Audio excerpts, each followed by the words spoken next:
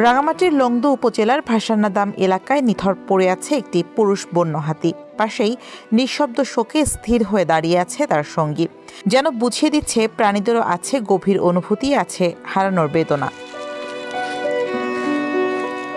২৬ March সকালে ভাসান্নাদাম elephant response টিমের সদস্যরা হাতিটির মরদেহ দেখতে পেয়ে বন বিভাগকে খবর দেয়।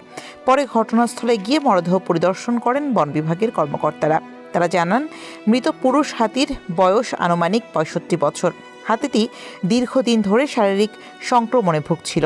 গত ১০ এপ্রিল থেকে হাতিটির চিকিৎসা চলছিল, কিন্তু হাতিটিকে বাঁচানো সম্ভব হয়নি। বন বিভাগের কর্মকর্তারা বলছেন, মানুষের মতো হাতিরও রয়েছে আবেগ।